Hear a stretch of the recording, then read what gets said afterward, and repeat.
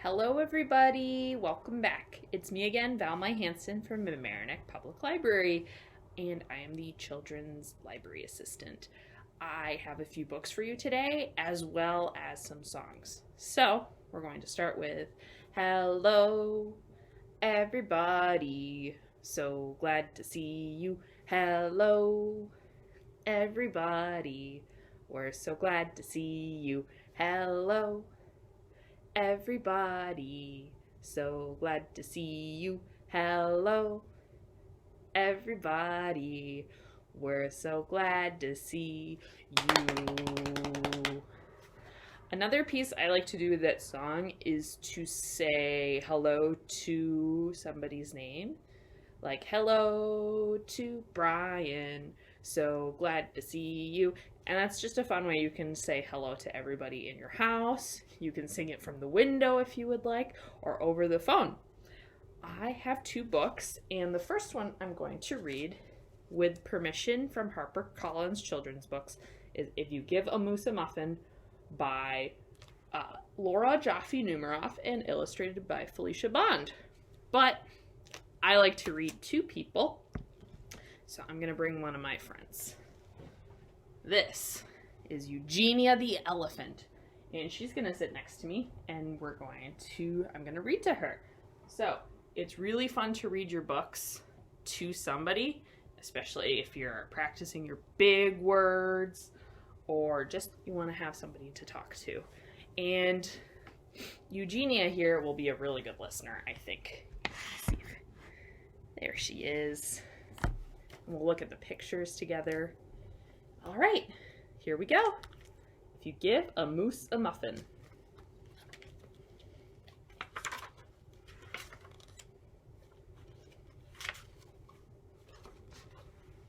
If you give a moose a muffin,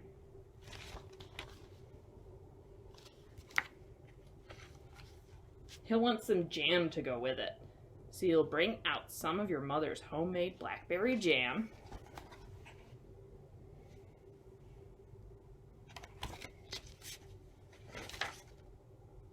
When he's finished eating the muffin, he'll want another, and another, and another.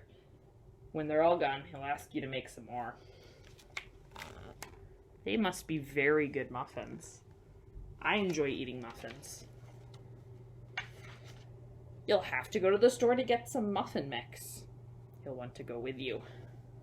When he opens the door and feels how chilly it is, he'll ask to borrow a sweater. Oh, he's holding his coin purse there. And moose are kind of big, aren't they? I wonder if there's a sweater that will fit him. When he puts the sweater on, he'll notice one of the buttons is loose. He'll ask for a needle and thread. He'll start sewing. The button will remind him of the puppets his grandmother used to make.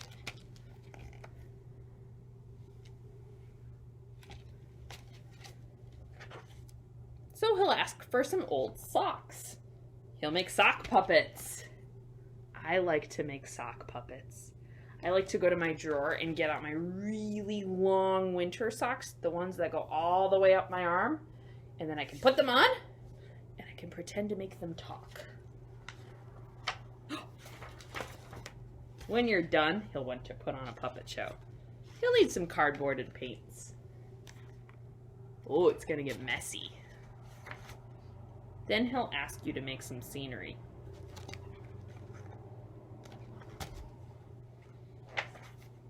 When the scenery is finished, he'll get behind the couch, but his antlers will stick out. So he'll ask for something to cover them up. You'll bring him a sheet from your bed.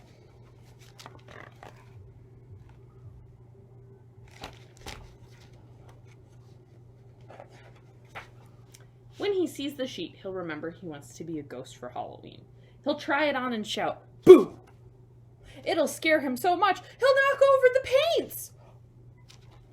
That sounds very messy. So he'll use the sheet to clean up the mess. Then he'll ask for some soap to wash it out. He'll probably want to hang up the sheet to dry. That's good that he's helping out, because it's okay to make a mess sometimes, but it's really helpful if you help clean up the mess you make. It can also be kind of fun.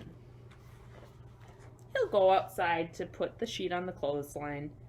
When he's out in the yard, he'll see your mother's blackberry bushes.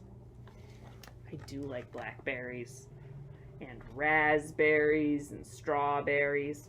I like to make them into smoothies. Seeing the blackberries will remind him of her jam. He'll probably ask you for more. Yeah, because they were going to go get some more muffin mix. And chances are, if you give him the jam... Oh, he's running somewhere, isn't he, Eugenia? He'll want a muffin to go with it. I guess he got a little hungry after all of that activity. All right. We have one more song before our next book. So, I was saying I like to use fruit like blackberries to make smoothies, but another thing I like to make in the blender are milkshakes. So, we have a song where we're going to get a cup, and we're going to get some milk and some cream. You take a little milk, pour in the milk, and you take a little cream, and we're going to pour in the cream. You mix them both together, and then milkshake, milkshake, shake it up, milkshake, milkshake, shake it on up. Milkshake, milkshake, shake it up, milkshake, milkshake, shake it on up. Oh, that felt good. And then when you're done shaking up your milkshake, what can we do? You can drink it, go. It's a nice and loud drink to make. All right, I have one more book with permission from HarperCollins Children's Book before our next song. And this is called Machines at Work, and it is written and illustrated by Byron Barton.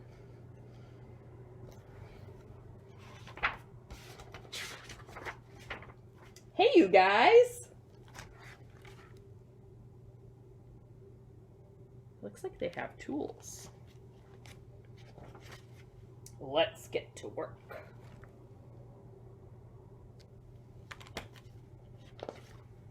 Bulldoze that tree.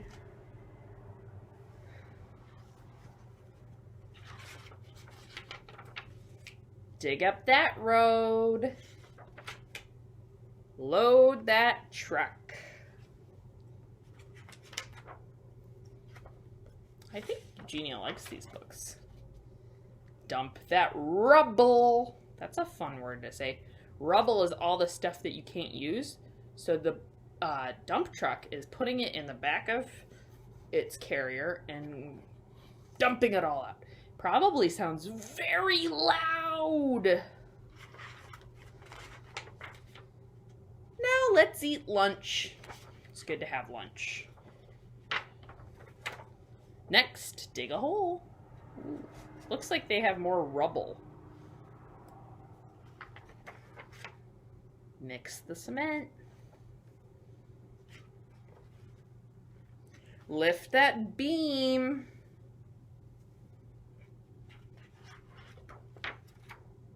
Build that building. That's a big building. Has lots of different stories or floors. Build that road. Oh, this looks like it's gonna smash the road. It's gonna flatten everything. Okay, stop the machines. Let's go home. Bye-bye.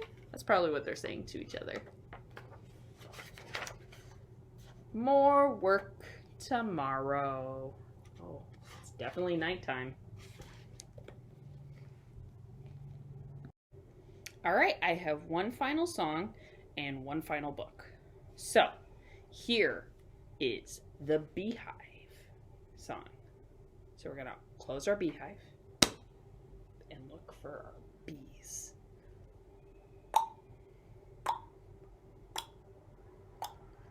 Here is the beehive, but where are the bees? hidden away where nobody sees. Watch, we'll see them come out of their hive. 1, 2, 3, 4, 5. Bzzz! All right, our final book is brought to you today thanks to publishers Penguin Random House and Dial Books for Young Readers. We have The Escape of Marvin the Ape by Caralyn and Mark Buehner. Apologies if I mispronounced that last name.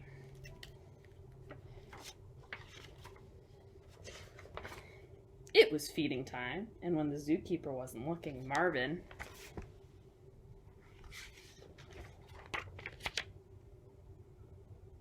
slipped out.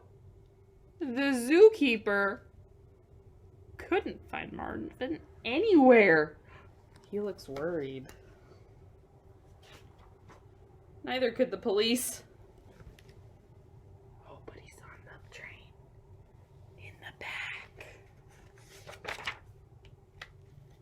Feeling rather hungry, Marvin stopped for a bite. Ah, the jungle fruit platter, said the waiter. An excellent choice. There was a wonderful park nearby. Marvin loved to swing. At the museum, Marvin was delighted to find a painting by his Uncle Harry. Oh, and it looks like he has an elephant on his shirt, as well as a parrot and a tiger and some other animals. The movie mesmerized Marvin. Wow, he looks really excited. Marvin fit right in at the toy store. Marvin loved the ferry. The sea spray was exhilarating. There's some fish under the water, and you can see the Statue of Liberty in the back. Marvin found a lot of places to climb. Oh, the police still can't find him. He's climbing up on the buildings. At a ball game, Marvin caught a pop-up foul. There he is. With his arm reaching out. Marvin was perfectly content with his new life. Looks like he's playing chess at the park with a man, and there's a boy and a dog looking on too. It looks like he's in New York City. Meanwhile, back at the zoo, it was feeding time, and while the zookeeper's head was turned, Helvetica, the hippo, dashed out. Oh, there she goes. I hope you enjoyed that one too. Thanks for coming around to watch these 3 books and listen to some songs, and maybe you can find a friend or a pretend friend to read to next time you choose a book. Have a great day. I'll see you next time.